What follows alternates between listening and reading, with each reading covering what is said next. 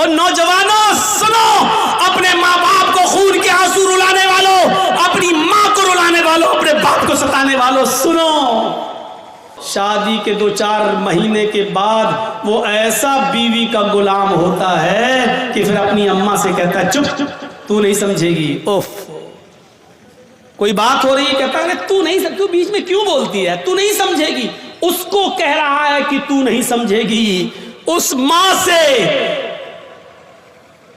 جو بچپن میں تیرے رونے سے سمجھ جاتی تھی کہ تو دودھ کے لیے رو رہا ہے یا تیرے کاندھے میں یا پیٹ میں درد ہے، جو بچپن میں تیری چیخ اور تیرے رونے کی آواز سے پہچان لیتی تھی کہ تجھے بھوک لگی ہے یا تیرے جسم کے کس حصے میں درد ہے، تو اس ڈاکٹر سے، اللہ کی قسم ماں سے بڑا کوئی ڈاکٹر دنیا میں پیدا نہیں ہوا، کتنی بھی بڑی وہ MBBS اور MS اور MD کی ڈگری لے لے، ماں سے بڑا کوئی ڈاکٹر نہیں ہے، کیونکہ ماں پہچانتی ہے کہ بیٹا یہ رو رہا ہے تو اس کے رونے میں بھوک چھپی ہے یا کہیں درد چھپا ہے۔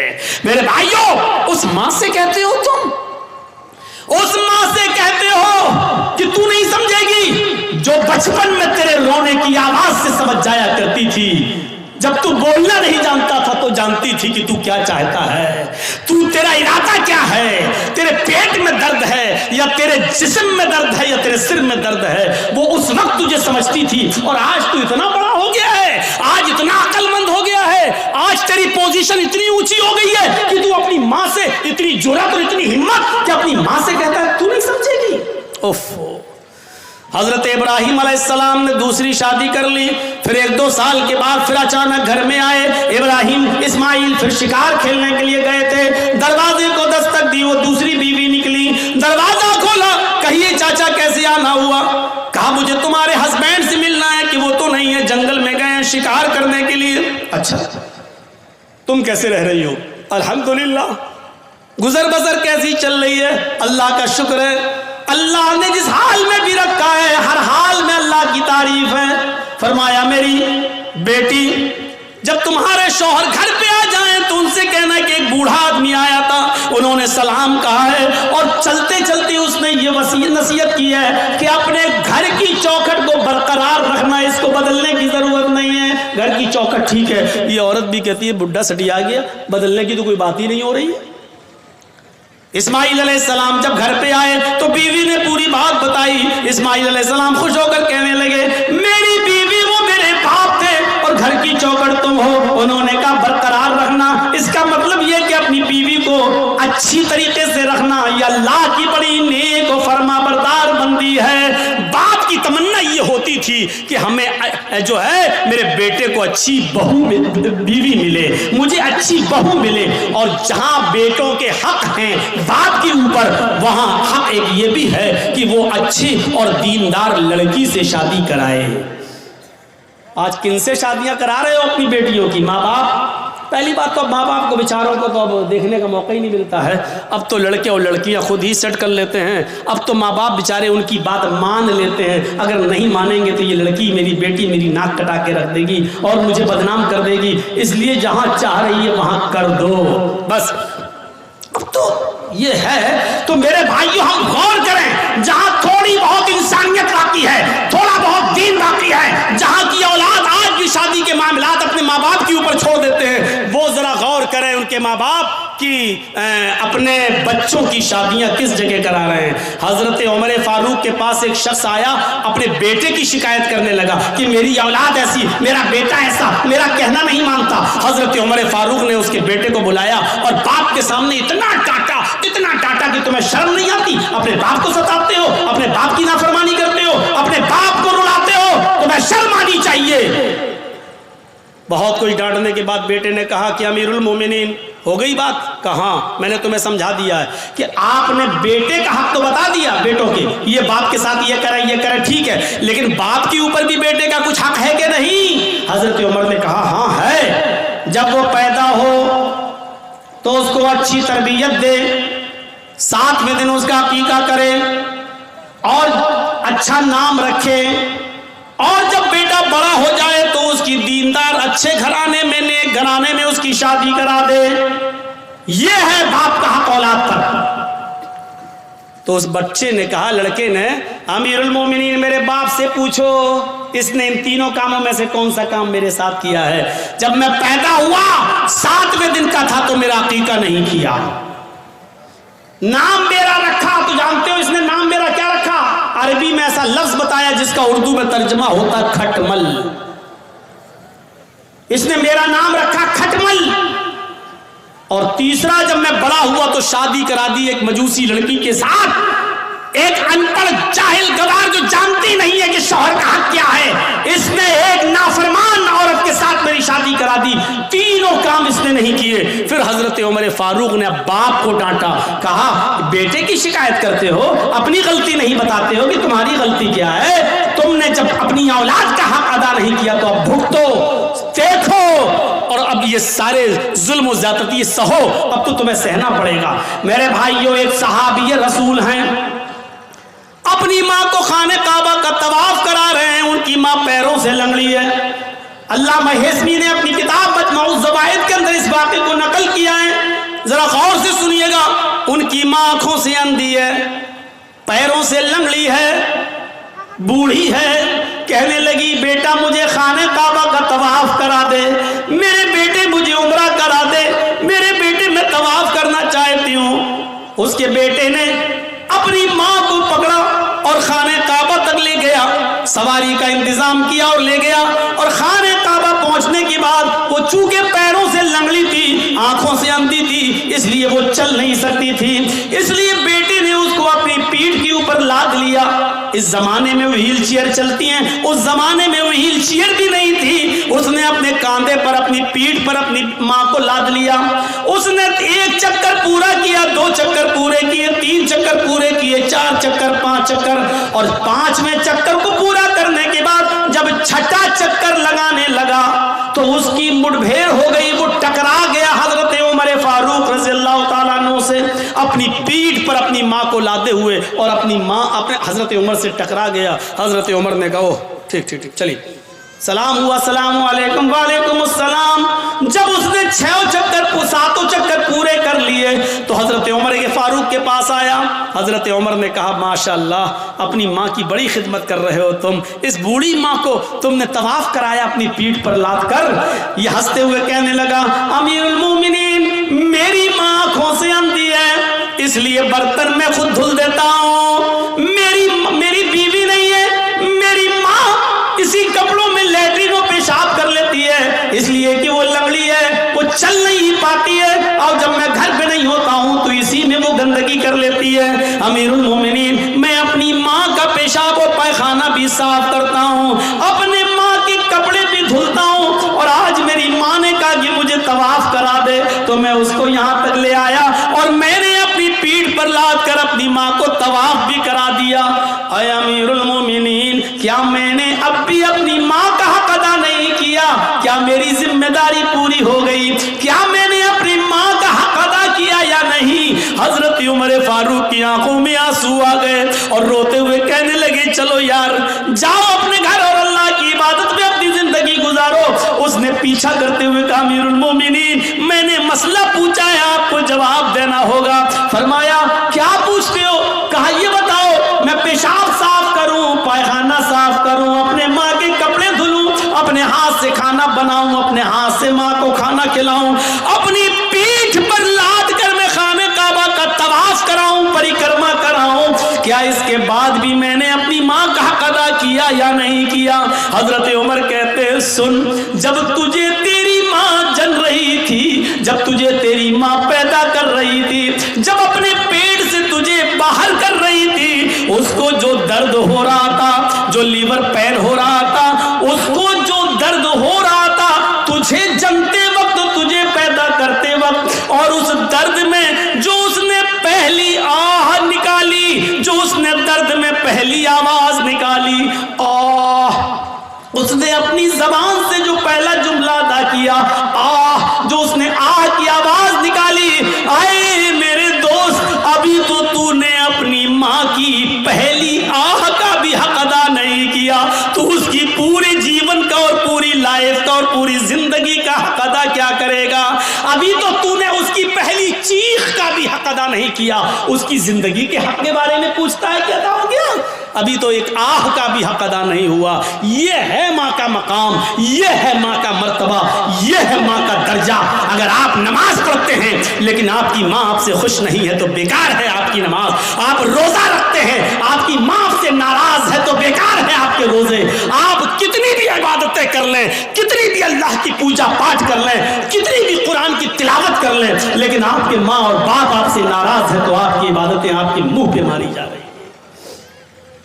عبادت بھی شرط کے ساتھ ہوتی ہے. ڈاکٹر دوا دیتا تو پرہیز بھی بتاتا ہے. اللہ نے کہا ہے نماز پڑھو تو یہ بھی کہا ہے کہ اس کے ساتھ ساتھ یہ بھی کرو. میرے بھائیوں, رمضان کا مہینہ آ رہا ہے, روزہ رکھنے سے پہلے سوچ لینا کہ تمہارے ماں باپ تو تم سے ناراض نہیں ہیں. نمازیں پڑھتے ہو تو سوچ لینا, سردیوں میں دسمبر اور جنوری کی سخت سردی میں اٹھ کر ٹھنڈے پانی سے وضو بنا کر تہجد پڑھتے ہو اور ماں باپ ناراض ہے تو سوچ لینا کہ تمہاری یہ رات کی عبادت اللہ قبول کرے گا یا نہیں کرے گا. ان چیزوں پر ذرا غور کرنا. 2 چیزیں ہو گئی, تیسری چیز پر آئیے.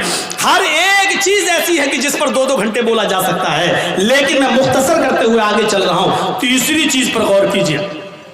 وَلَا تَتْرُكَنَّ صَلَاةً مَكْتُوبَةً مُتَعَمِّدًا فَإِنَّ مَنْ تَرَكَ صَلَاةً مَكْتُوبَةً مُتَعَمِّدًا فَقَدْ بَرِئَتْ مِنْهُ ذِمَّةُ اللَّهِ. کبھی بھی کسی بھی حال میں فرض نماز مت چھوڑنا, کسی بھی حالت میں فرض نماز مت چھوڑنا. اگر فرض نماز چھوڑ دی تو اللہ کی ذمہ داری ہٹ جائے گی, اللہ کی ذمہ داری سے نکل جاؤ گے. اللہ کی کوئی گارنٹی نہیں تمہاری زندگی کی. اوفو, کیا زبردست پوائنٹ. کسی بھی حال میں فرض نماز مت چھوڑنا. باپ بیمار ہے, مسجد میں اذان ہو رہی ہے, اب اذان ہوگی, اس کے 15 منٹ کے بعد جماعت ہوگی. باپ میرا سیریس ہے, جلدی سے فون کرو, ایمبولینس بلاؤ, یا جب تک گاڑی نکل رہی ہے تب تک وضو بناؤ اور اپنے گھر میں فرض ہی فرض پڑھ لو 4 رکعت ظہر, اور جلدی سے اپنے باپ کو لے کر پہنچو ہاسپٹل کے اندر. یہاں سنتیں چھوڑ دو. کیوں؟ کیونکہ اس وقت باپ کی حالت دوسری ہے, لیکن فرض نماز تمہیں ادھر بھی نہیں چھوڑنا ہے. لہٰذا جلدی سے وضو بناؤ. اب مسجد میں مت جاؤ, مسجد میں جاؤ گے 15 منٹ انتظار کرو گے, پھر امام صاحب پتہ نہیں کتنی لمبی نماز پڑھائیں. جلدی سے وضو بناؤ گھر پہ اور 4 رکعت ظہر کی پڑھو اور چھوٹی چھوٹی صورتیں پڑھ لو, انا اعطیناک الکوثر, قل هو اللہ احد اللہ الصمد, اور جلدی سے سلام پھیرو اور اپنے باپ کو, اپنے بیٹے کو, اپنی بیوی کو لے کے ہاسپٹل پہنچو. ہاسپٹل پہ بھرتی کر لو, آئی سی یو میں بھرتی ہو گئی ہیں, ٹھیک ہے, ادھر بھی جلدی سے وضو بناؤ, عصر کی نماز پڑھ لو. اور اگر دیکھ رہے ہو کہ باپ زیادہ سیریس, ماں زیادہ سیریس, تو جلدی سے 4 ظہر پڑھ لو, 4 اسی کے ساتھ عصر پڑھ لو اور جلدی سے لے کے چلو, کیونکہ اس وقت آپ کی کنڈیشن دوسری ہے, بیٹے کی کنڈیشن دوسری ہے. میرے بھائیوں, لیکن نماز آپ کو اس کنڈیشن میں بھی پڑھنی ہے, چھوڑنی نہیں ہے. حالت تندرستی میں اور اچھی خاصی حالت میں چھوڑ دینے والوں, اسلام کے اندر پورے کے پورے داخل ہو. کہتے ہو مولانا صاحب روزی نہیں آ رہی, روزی آئے گی کیسے؟ روزی کی دعا تو اللہ نے نماز میں بتائی ہے. جب ایک سجدہ کر کے اٹھتے ہو اور دوسرے سجدے میں جاتے ہو تو سجدے, دونوں سجدوں کے درمیان بیٹھ کر جو دعا پڑھتے ہو, میرے بھائیوں, سب سے افضل اور سب سے اچھی دعا تو مسلم شریف کی حدیث کی یہ ہے, رب اغفر لی, رب اغفر لی, اے اللہ میری مغفرت فرما, اللہ میری مغفرت فرما.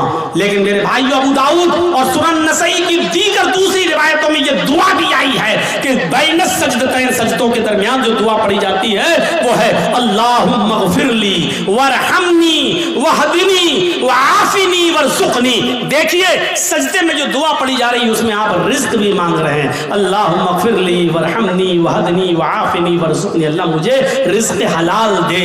آپ نے ظہر کی 10 رکعتیں پڑھی, 10 بار آپ نے کہا ورزقنی. آپ نے فجر کی 4 رکعتیں پڑھی, 2 سنت 2 فرض, آپ نے 4 مرتبہ کہا ورزقنی, اللہ مجھے رزق حلال دے.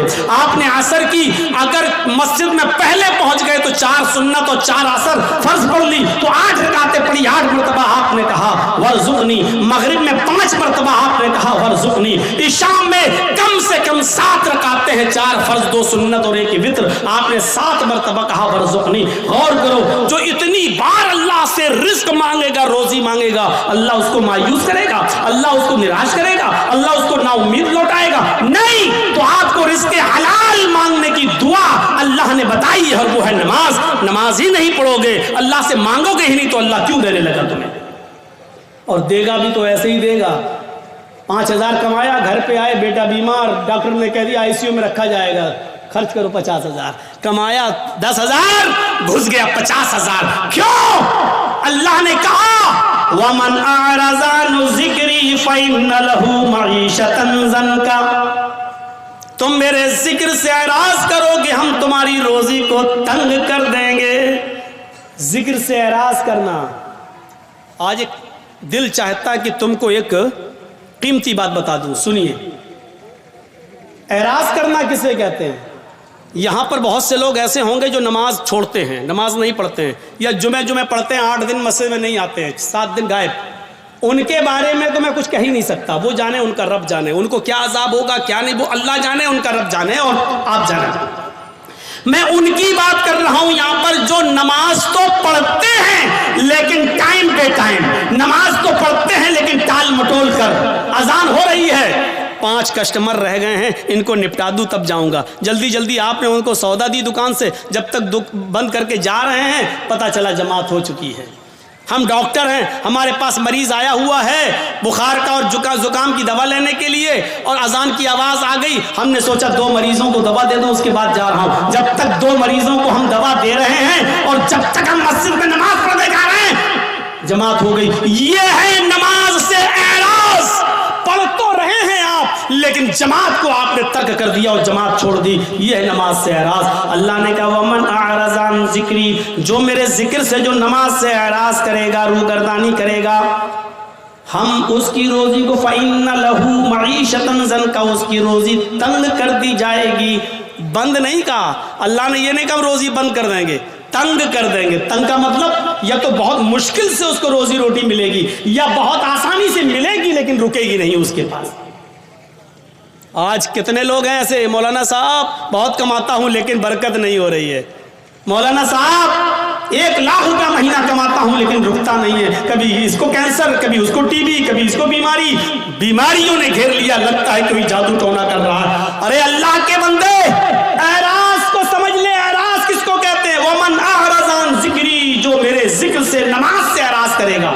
बच्चा रो रहा है, माँ टीवी पे सीरियल देख रही, रिमोट उसके हाथ में, सास भी कभी बहू थी, बीवी माँ उस बच्चे की माँ देख रही, सास भी कभी बहू थी, नाटक,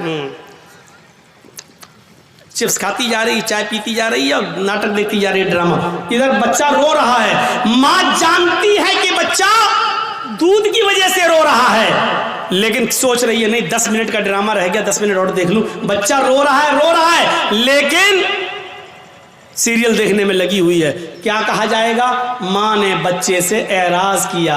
जब सीरियल खत्म हो गया माँ ने बच्चे को उठाया और दूध पिलाया। देखिए दूध पिला रही है लेकिन फिर भी उसने अपने बच्चे से एराज किया, रूगर्दानी की अपने बच्चे के साथ। इसको कहा जाता है एराज करना।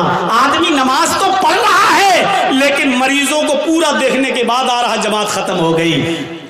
नमाज तो पढ़ रहा है लेकिन दुकान के सारे कस्टमर को निपटा के आ रहा है, जमात खत्म हो गई। इसको कहा जाता है एराज करना। माँ दूध तो पिला रही है लेकिन सीरियल देखने के बाद आदमी नमाज तो पढ़ रहा है लेकिन अपनी दुकानदारी पूरी करने के बाद तो आपने अल्लाह के लिए छोड़ा क्या है? आपने अल्लाह के लिए छोड़ा क्या है? कुर्बानी क्या दी है? कुर्बानी तो ये थी, आवाज आई हय्या अलस सलाह और सामने वाला 10,000 रुपए का कस्टमर है, आप कह दो कि जा मैं नमाज पढ़ने जा रहा हूँ, अगर नमाज नहीं पढ़ूंगा मैं नमाज के बाद ही तुम्हें दूंगा, जाओ नमाज पढ़ लो उसके बाद आना। हय्या अलस सलाह की आवाज सुनते ही मस्जिद की तरफ चले जाओ। वो कहने लगा कि मैं 10,000 रुपए का सामान लेने आया। आपने कहा 10,000 रुपए की परवाह नहीं है, रज़्ज़ाक़ वो है, रोजी रोटी देने वाला वो है, रोजी रोटी देने वाली तेरी जात नहीं अल्लाह की जात है। आपने 10,000 के कस्टमर को ठुकरा दिया और आप मस्जिद में नमाज पढ़ने चले गए। ये है नमाज। ला ततरुकन्न सलातन मक्तूबतन मुतअम्मिदन, कभी भी किसी भी हाल में कसदन और जानबूझकर तुम फर्ज नमाज को तर्क मत करना। जो फर्ज नमाज को जानबूझकर तर्क कर देता है, फर्ज नमाज को जानबूझकर छोड़ देता है, अल्लाह की जिम्मेदारी उसकी ऊपर से उड़ जाती है। अपने आप पर गौर करो कि कितने % मुसलमान हो, इस्लाम में दाखिल हो या नहीं, ऐसा करते हो या नहीं। अब तो बड़ा मुश्किल हो जाएगा। अक्सर लोग हमारे भाई यहाँ बैटरी वाला रिक्शा चलाते हैं बेचारे, अब पैसेंजर को लेके जा रहे हैं रिक्शे पे, अजान की आवाज आई हय्या अलस सलाह, उसको वहीं रिक्शा रोकना पड़ेगा, फौरन मस्जिद में भागना पड़ेगा। मौलाना साहब क्या करें? हाँ सुन लो, کی موجودگی میں فتویٰ آپ کے سامنے دے رہا ہوں، اور یہ فتویٰ میرا نہیں، عبداللہ ابن باز کا فتویٰ ہے، شیخ صالح العثیمین کا فتویٰ ہے، اور فتویٰ یہ ہے کہ ہر وہ نوکری، ہر وہ بزنس، ہر وہ کاروبار حرام ہے اسلام کے اندر جس کاروبار کی وجہ سے اور جس بزنس کی وجہ سے آپ کی نماز چھوٹ رہی ہو۔ اسلام میں اس کاروبار کو حرمت حرام قرار دیا گیا ہے، ایسے کاروبار کو اسلام نے حرام قرار دیا ہے جس کاروبار کی وجہ سے آپ کی نماز ترک ہو رہی ہے۔ نماز ہی نہیں تو پھر مسلمان کس بات کا، نماز ہی نہیں تو پھر اسلام کا ماننے والا کس بات کا۔ تو میرے پیارے ساتھیوں، ہم بہت بے باک ہیں اپنے انداز میں، میں نے کہہ دیا ہر وہ بزنس، ہر وہ کاروبار، ہر وہ نوکری، چاہے وہ بینک کی نوکری ہو، چاہے وہ سرکاری جاب ہو یا پرائیویٹ جاب ہو، مولانا صاحب میرا مالک بہت بدماش ہے، ہمیں نماز پڑھنے کی اجازت نہیں دیتا ہے، چھوڑ دو، رزاق اللہ تعالیٰ ہے، وہ پرائیویٹ کمپنی کا مالک روزی دینے والا نہیں ہے۔ اللہ ایک دروازہ بند کرتا ہے تو 100 دروازے کھولتا ہے۔ میرے بھائیوں، اس عقیدے کے ساتھ نماز پڑھیے اور اس توحید کے ساتھ نماز پڑھیے۔ اور چوتھی چیز اور بتاؤں گا میرے بھائیوں، 10 چیزوں پہ ہم نہیں چل پائیں گے، چوتھی اور آخری چیز میں اس لیے بتاؤں گا کیونکہ آج ہماری نوجوان نسل اس کی طرف بھاگ رہی ہے، اس لیے یہ بھی سن لو، وَلَا تَشْرَبَنَّ خَمْرًا فَإِنَّهُ رَأْسُ كُلِّ فَاحِشَةٍ، اور آئے معاذ کبھی کسی بھی کنڈیشن میں شراب مت پینا، اس لیے کہ شراب ہر برائی کی جڑ ہے۔ شراب مت پینا ویسے ہی حرام ہو گئی، لیکن شراب کا نقصان کیا بتایا؟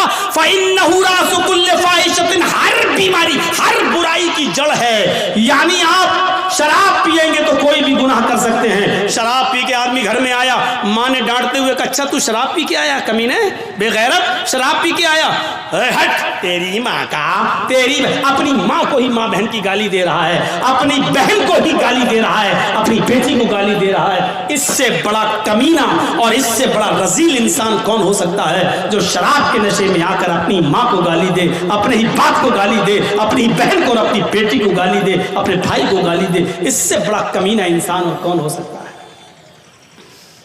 میں نے خود دلی کے اندر دیکھا ہے، نالی میں پڑا، بیچ سڑک پہ پڑا، پولیس والے لاٹھی مار کے ہٹا رہے، ارے یہاں منتری کی گاڑی جانے والی کمینہ، ہٹ ہٹ ہٹ، تو ہنستے ہوئے کہتا کون منتری، اودھی مودی سب میرے باپ کے نوکر ہیں۔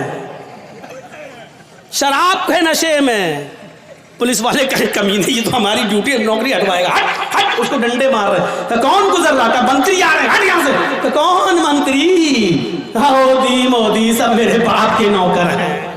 شرابی کی نظر میں کوئی کسی کی حیثیت نہیں ہوتی، بڑی سے بڑی شخصیت بھی اس کے سامنے زیرو ہوتی ہے۔ کیوں؟ کیونکہ اس نے جو چیز پی ہے اس نے اس کی عقل کو خراب کر دیا، اس کی عقل کو ڈھانپ لیا، اس لیے اس کی نظر میں بڑی سے بڑی شخصیت بھی کچھ نہیں ہوتی ہے۔ جب شراب حرام نہیں ہوئی تھی، جب شراب حرام نہیں ہوئی تھی تو نبی کے چچا حضرت حمزہ نے شراب پی لی تھی، اور ایک گانا گانے والی کے گانے کے جوش میں آ کر اس نے کہا الا یا حمزہ للشرف النوا، اے حمزہ تو موٹی اونٹنیوں کے لیے ہے۔ حضرت علی کی اونٹنی وہیں پر چر رہی تھی، چارہ گھاس کھا رہی تھی، حضرت حمزہ کو جوش میں چڑھا دیا کہ یہ اونٹنی کا کلیجہ ہمیں مل جائے تو کتنا اچھا۔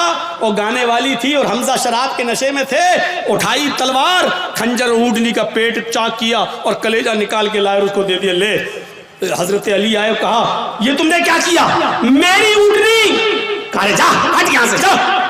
شراب کے نشے میں حضرت علی کو بھگا دیا۔ حضرت علی نے اللہ کے نبی سے شکایت کی، اللہ کے رسول ان کے ساتھ آئے، اور جب وہ آئے کہا چچا یہ کیا کر دیا، تم نے علی کی اونٹنی کو کھنجر مار کے مار ڈالا، اس کا کلیجہ نکال لیا۔ حضرت حمزہ شراب کے نشے میں تھے، بخاری کی روایت، حضرت حمزہ شراب کے نشے میں اللہ کے رسول سے کہہ رہے چل ہٹ، تو میرے باپ کا نوکر ہے، تو میرے باپ کا غلام ہے۔ میرے بھائیوں، شراب کے نشے میں جب ایک شخص محمد رسول اللہ کو ایسا کہہ سکتا ہے تو اس کا مطلب یہ ہے کہ شراب چھوٹے اور بڑے کی تمیز کو بھلا دیتی ہے، شراب انسان کے اندر سے عزت، رسپیکٹ اور ادب کو کھینچ لیتی ہے۔ اس لیے نوجوانوں، شراب جیسی منحوس چیز کو اپنے معاشرے سے دور رکھیے، اپنے سماج سے دور رکھیے۔ آپ کو معلوم ایک سنن نسائی کا واقعہ سنا کر اپنی بات کو ختم کر دوں گا۔ میرے بھائیوں ذرا سنیے گا سنن نسائی کی روایت۔ ایک عورت بیوہ تھی اس زمانے میں، پرانے زمانے کی بات، حضرت عثمان اس حدیث کے راوی ہیں، فرماتے ہیں کہ ایک عورت کا شوہر مر گیا. عورت بڑی خوبصورت تھی, اس کی نوکرانی کو, لونڈی کو اس کی بدزنی کے بارے میں معلوم تھا. وہ نوجوان لڑکوں کو تلاش کرتی رہتی تھی اور اپنا ارادہ ظاہر کر کے ان سے غلط کام کرواتی تھی. ایک دن نوکرانی نے بتایا کہ ایک نوجوان ہے, بڑا نیک ہے, نمازی ہے, بہت بڑی عبادت گزار ہے, بہت شریف ہے, لیکن بڑا خوبصورت ہے. کہا کہ اس کو بلا کر لاؤ. نیک آدمی, بہت نیک عبادت گزار آدمی.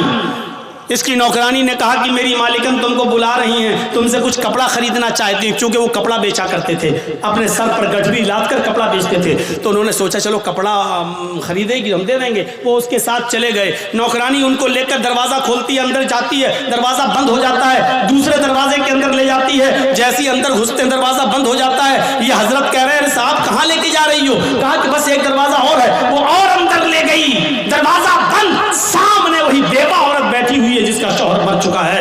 اس نے اپنی نوکرانی کو اشارہ کر کے کہا کہ تم جاؤ, اور ان سے کہنے لگی کپڑا دکھاؤ. اور جیسے ہی کپڑا دکھایا کہا یہ کپڑا, یہ کپڑا. وہ قریب آتی گئی اور آتے آتے کہنے لگی ادنو منی, میرے قریب آئیے اور میرے ساتھ ہم بستری کیجئے, میرے ساتھ غلط کام کیجئے. انہوں نے کہا رے ہٹو, توبہ, استغفر اللہ. یہ بھاگنے لگے. انہوں نے کہا بھاگنے کا کوئی راستہ نہیں, چاروں طرف سے دروازے بند ہو چکے ہیں. کہا کہ تم ڈرو, اللہ کے عذاب سے ڈرایا, لیکن اس عورت کے اوپر کوئی فرق نہیں پڑا.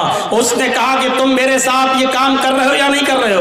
کہا کہ نہیں کروں گا. کہا ادھر اندر آؤ. اس ایک اور دروازے کے اندر لے گئی. کیا دیکھتی ہے کہ ایک لکڑی کی ٹیبل رکھی ہوئی ہے. اس لکڑی کی ٹیبل پر ایک خوبصورت چھوٹا بچہ جس کی عمر 5-6 سال رہی ہوگی, خوبصورت بچہ بیٹھا ہوا ہے. اور اسی ٹیبل پر ایک شراب کی بوتل رکھی ہوئی ہے. وہیں پر جا کر یہ عورت بیٹھ گئی. اس نے کہا کہ دیکھو تم بڑے نیک ہو, شریف انسان ہو, میرے چیخنے کی دیر ہے, میرے چلانے کی دیر ہے, چاروں طرف سے تم گھیر لیے جاؤ گے, اور میں صرف اتنا بولوں گی کہ اس آدمی نے میری عزت کو چھلنی چھلنی کر دیا.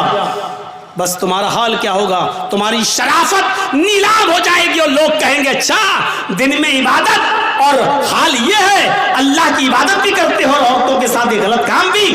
تمہاری عزت کا جنازہ نکل جائے گا, ارتھی نکل جائے گی. چلو 3 آپشن دیتی ہوں میں تمہیں, ان تینوں میں سے کوئی ایک کام تمہیں کرنا پڑے گا, اس کے بغیر میں نہیں چھوڑوں گی. سنن نسائی کی روایت. اللہ حضرت عثمان فرماتے ہیں کہ اللہ کے نبی نے فرمایا کہ اس عورت نے 3 آپشن دیے. پہلا آپشن, آئے حضرت جی میرے ساتھ زنا کرو, آؤ میں تیار ہوں تمہارے ساتھ غلط کام کرنے کے لیے. کہا نہیں. دوسرا آپشن بتاؤ. کہا دوسرا آپشن یہ ہے کہ اس بچے کو قتل کرو, یہ چھری رکھی ہوئی ہے, اس کو مارو. کہا نہیں یہ بھی نہیں کر سکتا. تو کہا پھر شراب پیو, یہ پوری بوتل جو رکھی ہوئی ہے اس کو پی لو اور جاؤ, میں تمہیں جانے دوں گی. 3 کام میں سے کوئی ایک کام تمہیں کرنا ہے. انہوں نے نظر آسمان پہ ڈالی. کہ اللہ, زنا کرنا بھی حرام, قتل کرنا اس سے بڑا گناہ, سب سے بڑا گناہ قتل. اس بچے نے میرا کیا بگاڑا جو اس کو میں ماروں؟ قتل نہیں کر سکتا. اس سے چھوٹا گناہ یہ ہے کہ یہ عورت مجھے برے کام کے لیے اکسا رہی ہے کہ برا کام کر لو, میں یہ بھی نہیں کر سکتا. اے اللہ, میں قتل بھی نہیں کر سکتا اور یہ بھی نہیں کر سکتا کہ اس کے ساتھ مکالمہ کروں. ان دونوں سے شراب پینا تو چھوٹا گناہ ہے. وہ مطالبہ کیا ہے؟ وہ مطالبہ یہ ہے کہ تم اسلام کے اندر کمپلیٹلی انٹری کر لو, اسلام کے اندر مکمل طور پر داخل ہو جاؤ. صرف نماز پڑھ لینے کا نام اسلام نہیں ہے. اب یہ رمضان کا روزہ جو ابھی آنے والا ہے, غالباً 2 مارچ سے کیلنڈر کے حساب سے, ورنہ فیصلہ تو چاند کے حساب سے ہوگا. صرف 1 مہینے کا روزہ رکھ لینے کا نام اسلام نہیں ہے.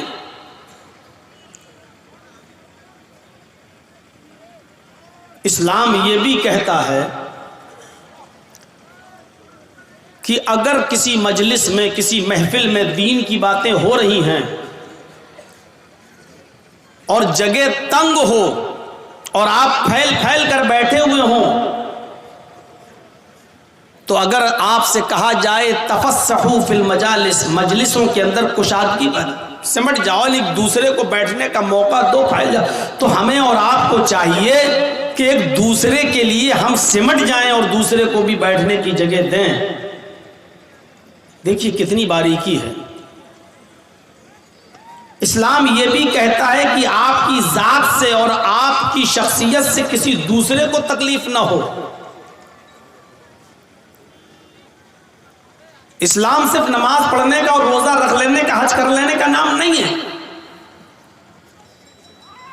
اگر آپ کی ذات سے کسی قسم کی کسی کو تکلیف پہنچ رہی ہے تو آپ اسلام کے اندر پورے کے پورے داخل نہیں ہیں. اگر راستے میں کوئی پتھر پڑا ہے اور آپ نے دیکھنے کے بعد بھی اس کو نہیں ہٹایا تو آپ مجرم ہیں. اس لیے کہ حدیث ہے اماطۃ الاذی عن الطریق، راستے سے تکلیف دہ چیز کو ہٹا دینا بھی ایمان کا ایک حصہ ہے. اگر آپ اپنے کیمرے اور موبائلوں کو اتنا اوپر کر دیں کہ دوسروں کو دیکھنے میں دقت ہو رہی ہو تو یہ بھی تکلیف دینے کے ضمن میں اور زمرے میں آتا ہے، اور یہ بھی اسلامی تعلیم کے خلاف ہے. اتنا یاد رکھیے کہ آپ کے چینل پر سبسکرائب بڑھ سکتے ہیں، آپ کی انکم بڑھ سکتی ہے، لیکن آپ اسلام کا کام نہیں کر رہے ہیں، آپ دین کا کام نہیں کر رہے ہیں اگر آپ کسی کو تکلیف دے رہے ہیں. اگر کوئی آدمی رات میں اٹھ کر 2 بجے اور 3 بجے تہجد کی نماز پڑھ رہا ہے، رو رہا ہے، جہنم سے پناہ مانگ رہا ہے، ربنا صرف عنا عذاب جہنم ان عذابها کان غراما، دعا مانگ رہا ہے، لیکن اس کا پڑوسی بھوکا سو رہا ہے، اس پڑوسی کے بچے بھوکے سو رہے ہیں، ان کو کھانا نہیں ملا ہے، اور آپ کو معلوم ہے کہ وہ غریب آدمی ہے، اس کے گھر میں چولہا نہیں جلا، تو ایسی نماز، ایسی عبادت اور ایسی دعا آپ کے منہ پہ مار دی جائے گی. اللہ کے نبی فرماتے واللہ لا یؤمن، واللہ لا یؤمن، واللہ لا یؤمن، اللہ کی قسم وہ مومن نہیں، اللہ کی قسم وہ مومن نہیں، اللہ کی قسم وہ مسلمان نہیں جو خود پیٹ بھر کے کھانا کھا لے اور اس کا پڑوسی بھوکا سو جائے. آپ کی نماز آپ کے منہ پہ مار دی جائے گی. اسلام کو ایسی عبادت کی کوئی ضرورت نہیں ہے. جو اللہ کی عبادت تو آپ کرو، لیکن اللہ کی مخلوق اور بندوں کو بھوکا مرتے ہوئے چھوڑ دو، جبکہ تمہیں معلوم ہے کہ وہ بھوکا ہے، اور تمہیں یہ بھی معلوم ہے کہ غربت کی وجہ سے اس کے گھر میں چولہا نہیں جلا. ایسی نمازوں کی کوئی ضرورت نہیں ہے اسلام کو. المسلم من سلم المسلمون من لسانه ويده، مسلم شریف کی حدیث کے الفاظ پر غور کرو کہ وہ مسلمان ہو ہی نہیں سکتا جس کی زبان سے اور جس کے ہاتھ سے دوسرے کو تکلیف پہنچتی ہو.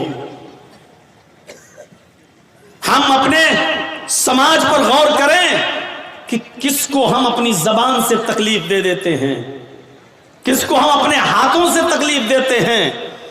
اور ہاتھ کے ذریعے دی ہوئی تکلیف کا زخم تو بھر جاتا ہے، لیکن زبان سے دی ہوئی تکلیف کا زخم نہیں بھرتا ہے.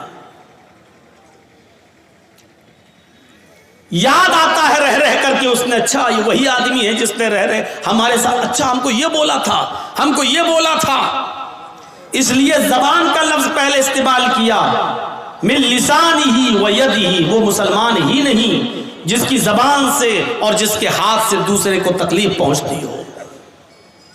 قرآن کہتا ہے یا ایھا الذین آمنوا ادخلوا فی السلم کافہ، اے ایمانوں والو تم اسلام کے اندر پورے کے پورے داخل ہو جاؤ.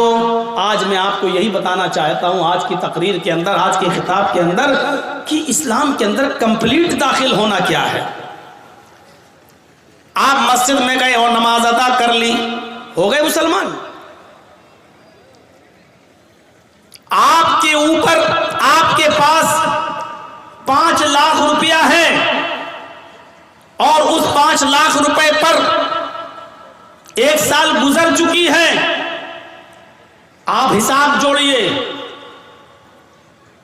اور حساب ایسے جوڑیے کہ جو سب سے کمتر نصاب کا درجہ ہے وہ آپ کے پاس پورا ہو رہا ہے کہ نہیں ہو رہا ہے. اور سب سے کمتر نصاب کا درجہ یہ ہے کہ 52.5 تولہ چاندی کتنے روپے میں آ رہی ہے. اور اگر 500 روپے تولے کے حساب سے اگر ہم چاندی کو جوڑ لیتے ہیں تو آپ جوڑ لیجئے کہ 52.5 تولے چاندی کتنے روپے میں آ رہی ہے. اگر اتنا پیسہ آپ کے پاس ہے اور اس کو 1 سال گزر چکی ہے تو آپ میرے بھائیوں زکوٰۃ آپ دیں گے اور آپ سے 40واں حصہ اس کا لیا جائے گا، یعنی 40 روپے میں 1 روپیہ، 100 روپے میں 2.5 روپے کے حساب سے، اور بہت آرام سے 1 لاکھ روپے میں میرے بھائیوں 52.5 تولے چاندی آج کے اس دور میں آ جائے گی۔ اگر کسی کے پاس 1 لاکھ 1.5 لاکھ روپیہ ہے اور اس کو 1 سال گزر چکی ہے تو آپ کے اوپر زکوٰۃ فرض ہو جاتی ہے۔ غور کرو کہ یہ اسلام کتنا بڑا سماجوادی دھرم ہے جو آپ کو کہہ رہا کہ آپ کو 2.5% آپ کو غریبوں کو دینا پڑے گا، مسکینوں کو دینا پڑے گا، فقیر کو دینا پڑے گا۔ فقیر الذی لا مال لہ، فقیر اس کو کہتے ہیں کہ جس کے پاس کوئی مال ہی نہ ہو، کچھ بھی نہیں ہے اس کے پاس، آپ اس کو دیجئے۔ اور مسکین اس کو کہتے ہیں کہ جس کے پاس مال تو ہے اور وہ کمانے کا ذریعہ بھی ہے لیکن اس کے پاس اتنا مال نہیں ہے کہ وہ اپنا اور اپنے بیوی بچوں کا پورا خرچہ، اور اس کے اتنی کمائی نہیں ہوتی ہے کہ جس میں اس کا اور اس کی بیوی کا خرچہ پورا اور بچوں کا خرچہ چل سکے، تو ایسے آدمی کو بھی آپ کو اپنی زکوٰۃ میں سے دینا پڑے گا۔ فقیر اور مسکین کی تعریف آپ سن لیجئے۔ فقیر کی تعریف کیا ہے؟ الذی لا مال لہ، جس کے پاس مال ہی نہ ہو، آپ زکوٰۃ اس کو دیں گے، اور زکوٰۃ اس کو دیں گے جو مسکین ہو۔ مسکین اس کو کہتے ہیں کہ جس کے پاس مال تو ہے، کمانے کا ذریعہ بھی ہے، اس کے پاس رکشہ وغیرہ بھی ہے، کوئی کمانے کا ذریعہ بھی ہے، لیکن اتنا نہیں ہے، اتنی کمائی اور اتنی انکم اس سے نہیں ہوتی ہے کہ وہ اپنا اور اپنے بیوی بچوں کا پیٹ پال سکے اور ان کی پڑھائی لکھائی کا انتظام کر سکے، تو یہ آدمی بھی آپ کی زکوٰۃ کا مستحق ہے اور آپ اس کو زکوٰۃ دیں گے، اور جب تک زکوٰۃ نہیں دیں گے آپ کی نماز آپ کے منہ پہ مار دی جائے گی، کیونکہ آپ اللہ کا حق تو ادا کر رہے ہیں لیکن بندوں کا حق ادا نہیں کر رہے ہیں۔ آپ نماز پڑھ کر اللہ کا حق ادا کر رہے ہیں لیکن اس نے تمہیں جو مال دیا اس مال میں سے آپ غریب کو نہیں دے رہے۔ ہر مسلمان غور کرے اور سن لیجئے، اگر آپ کے پاس 5 لاکھ روپے ہے تو 2.5 لاکھ کے حساب سے جوڑ لیجئے، 12,500 روپے آپ کے اوپر زکوٰۃ فرض ہو گئی، اب آپ نکل رہی ہے، اور زکوٰۃ میں آپ مال ہی دیں گے۔ یہ علماء بیٹھے ہیں، ان سے پوچھ لیجئے، زکوٰۃ میں آپ مال دیں گے؟ آپ ایسا نہیں کر سکتے ہیں کہ زکوٰۃ کا 10,000 روپے کا غلہ لے کر آپ غریبوں کو بانٹ دیں، 10,000 روپے کا گیہوں اور چاول اور کپڑا لے کے آپ غریبوں کو بانٹ دیں، یہ آپ کی زکوٰۃ ادا نہیں ہوگی۔ زکوٰۃ میں آپ مال ہی دیں گے، کیونکہ اب آپ اس کو مالک بنائیں گے اپنے مال کا، اور پھر وہ اپنی ضرورت کے مطابق خرچ کرے گا۔ آپ اس کو گیہوں دے رہے ہیں لیکن اس کو ضرورت ہے میرے بھائی اپنے بیٹے کے علاج کے لیے، یہ آپ طے نہیں کریں گے کہ آپ غلہ دیں، چاول دیں، گیہوں دیں، کیا دیں، یہ وہ طے کرے گا۔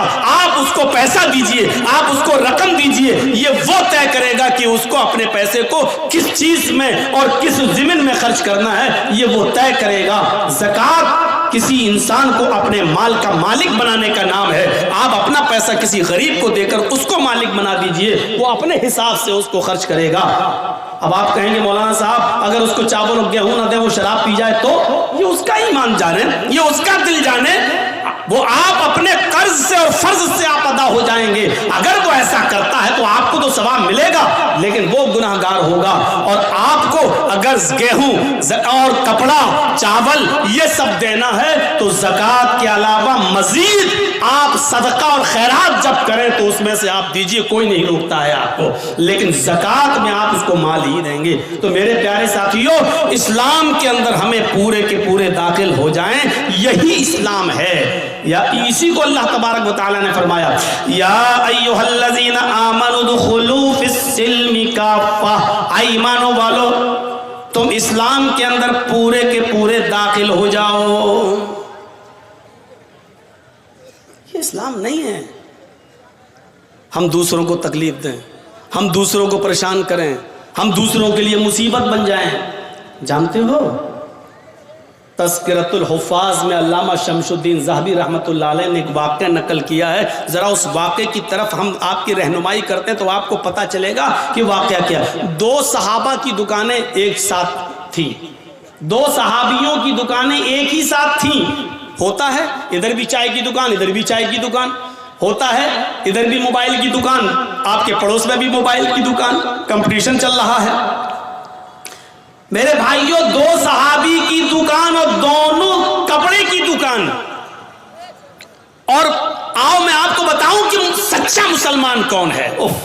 مسلمان اپنے آپ کو کہہ دینا ایک الگ بات ہے، لیکن اپنے آپ کو سچا مسلمان بنانا یہ بہت بڑی بات ہے۔ اور آج ہم آپ کو سچے آپ مسلمان تو ہیں، لیکن غور کریں کہ سچے مسلمان ہیں یا نہیں۔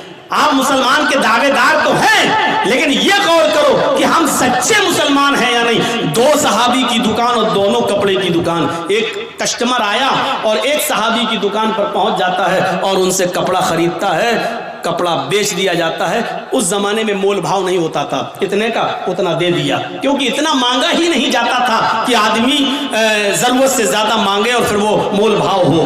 اور آج بھی یہ انڈین پاکستانی لوگ جو سعودی عرب میں اندر جو آج پہنچ گئے ہیں، ان لوگوں نے ماحول خراب کر کے رکھ دیا ہے وہاں پر، ورنہ سعودی عرب کے اندر بھی مول بھاؤ نہیں ہوا کرتا تھا، جتنا مانگا اتنا دے دیا گیا، کیونکہ وہ نہ زیادہ ڈیمانڈ کرتے تھے اور نہ زیادہ پیسے۔ یہ یہاں کے اور پاکستانی، بنگلہ دیشی اور ان لوگوں نے جا کر وہاں پر اپنا انڈیا اور پاکستان والا ایشیا کا فارمولہ استعمال کیا کہ زیادہ مانگو کم ہوتے ہوتے پھر ہم اتنے پہ آ جائیں گے۔ تو یہ اب چلنے لگا ہے، پہلے نہیں چلتا تھا۔ میرے پیارے ساتھیوں، ان دو صحابیوں کی دکان قریب میں تھی، ایک کسٹمر آیا اور اس نے کپڑا خریدا اور کپڑا لے کر چلا گیا۔ تھوڑی دیر کے بعد دوسرا کسٹمر آیا، وہ بھی اسی دکان پر آیا، اس نے بھی ایک کپڑا خریدا اور چلا گیا۔ تھوڑی دیر کے بعد ایک تیسرا شخص آیا، وہ بھی اسی دکان پر آیا اور اس نے بھی کپڑا خریدا اور چلا گیا۔ تھوڑی دیر کے بعد چوتھا کسٹمر اسی دکان پر آتا ہے، لیکن دکان والا بھی یہ سوچ رہا ہے، یا اللہ، میرے پاس تو 3 کسٹمر آ چکے ہیں، میری انکم تو اتنی ہو چکی ہے کہ آج جو کمائی مجھے حاصل ہوئی، جو پروفٹ ہوئی، جو منافع ہوا، جو لابھ ہوا، آج میرے گھر کا چولہا جل جائے گا اور میرے بیوی بچے آج پیٹ بھر کر کھانا کھا لیں گے۔ لیکن میرے پڑوس میں جو کپڑے کی دکان کھولے ہوئے ہیں، میرا بھائی، ایک مسلم بھائی، میرے ہی برادری کا ایک بھائی جو دکان کھولے ہوئے، اس کے پاس ایک بھی کپڑا نہیں بکا ہے، اس کی بھی بیوی ہے، اس کے بھی بچے ہیں۔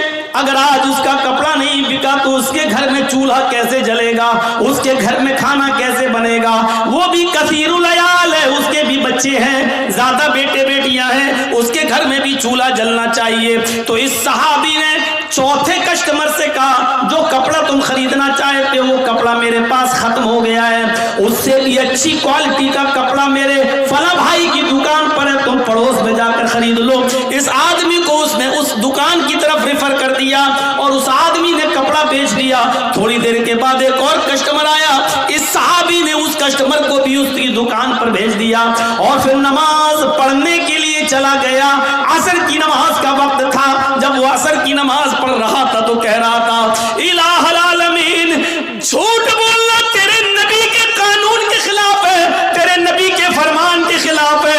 اے اللہ، میں نے جھوٹ بولا ہے، مجھے معاف کر دینا۔ اے میرے پروردگار، میرے پاس وہ کپڑا موجود تھا، لیکن میرے بھائی کی ہمدردی نے مجھے اندر سے جھجوڑ دیا ہے، اس لیے میں نے یہ کہہ دیا ہے کسٹمر سے کہ وہ کپڑا میرے پاس نہیں، میرے بھائی کے پاس ہے۔ اے اللہ، میرے اس جھوٹ کو تو جھوٹ میں مت لکھنا، کیونکہ تو اچھی طریقے سے جانتا ہے کہ میری نیت جھوٹ بولنے کی نہیں تھی، بلکہ اپنے بھائی کی ہمدردی کرنے کی تھی، اور میں اس میں کامیاب ہوا۔ اے اللہ، اگر تجھے میری یہ نیکی پسند ہوئی ہو تو اس نیکی کو قبول فرما لے۔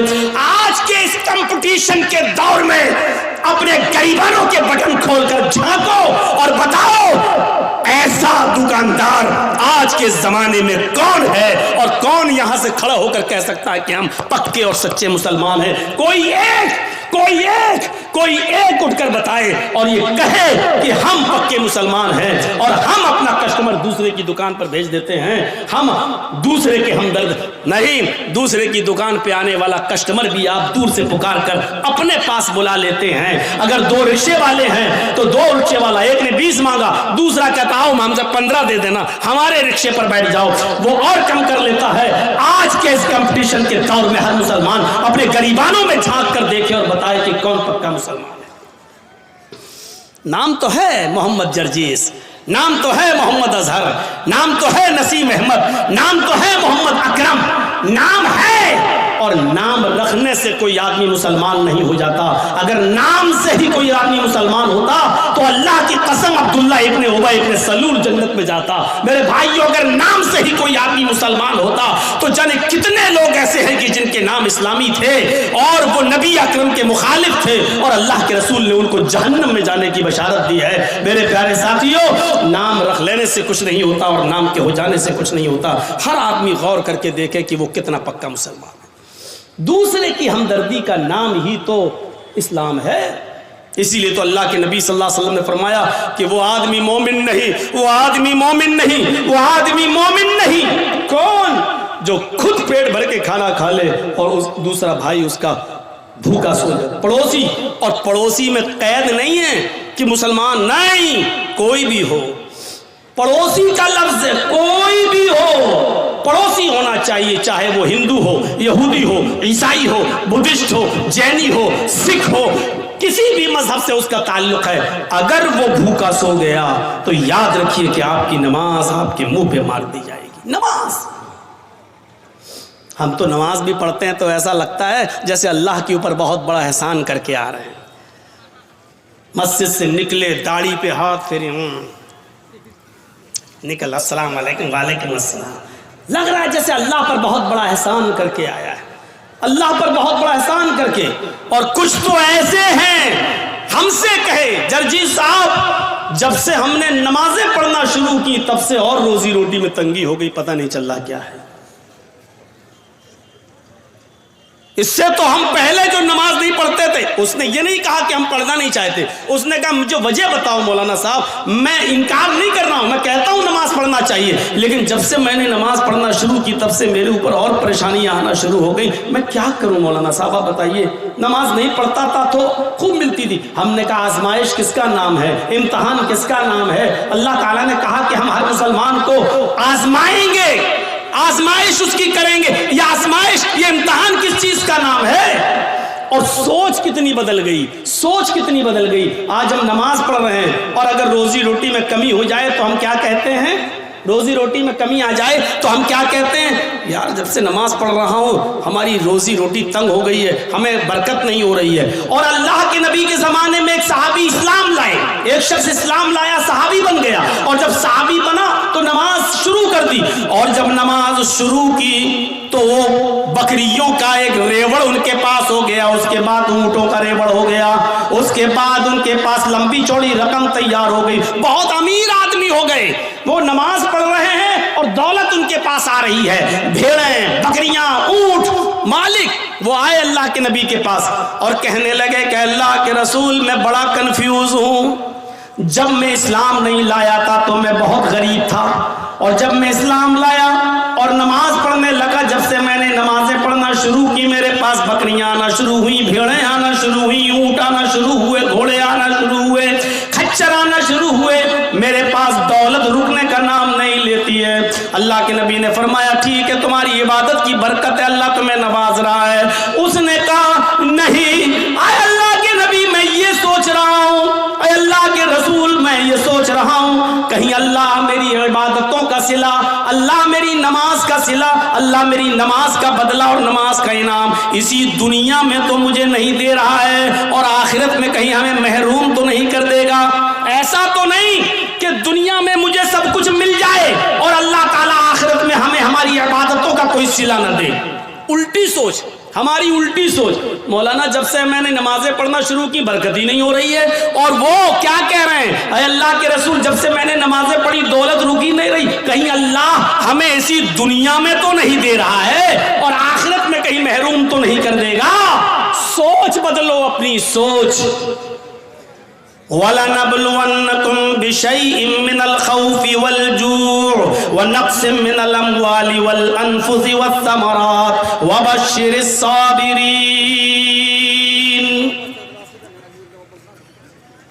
اللہ کہتا ہم تمہیں آزمائیں گے، مسلمانوں سنو، اللہ کہتا ہم تمہیں آزمائیں گے۔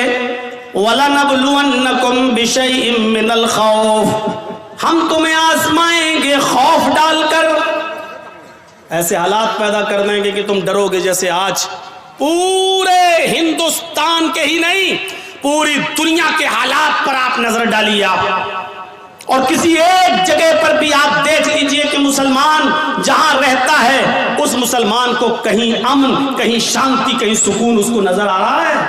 مجھے بتائیے. ایران کے حالات دیکھیے، مسلمان کہیں سکون کے ساتھ ہے؟ سیریا کے حالات دیکھیے، مسلمان کہیں سکون کے ساتھ ہے؟ لبنان کے حالات دیکھیے، کہیں مسلمان سکون کے ساتھ ہے؟ عراق کے حالات دیکھیے، مسلمان کہیں سکون کے ساتھ ہے؟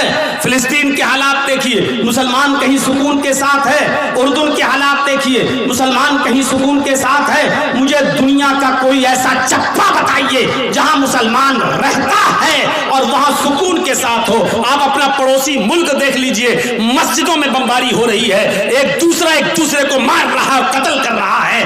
آپ کے اپنے پڑوسی ملک کے اندر مسجدیں تک محفوظ نہیں ہیں اور وہاں آتم گھاتی حملے ہو رہے ہیں. یہ کون سا اسلام ہے اور کون سی اسلام کی تعلیم ہے؟ میرے بھائیوں، آپ دنیا کی کسی چپے پہ جا کر دیکھ لو اور بتاؤ، اتہاس، ہسٹری اور آج کی موجودہ حالات کو کا جائزہ لے کر مجھے بتاؤ کہ مسلمان کہاں چین و سکون کے ساتھ ہے. ضربت علیہم الذلۃ والمسکنہ، اتنا ذلیل، اتنا رسوا، اتنا انسلٹڈ، اتنا ذلیل اور رسوا دنیا کے کسی دور میں نہیں ہوا تھا جتنا آج کے اس دور میں مسلمان ہے. کیوں؟ اس کی وجہ یہ ہے کہ آج اس کے اندر سے ایمان نکل چکا ہے.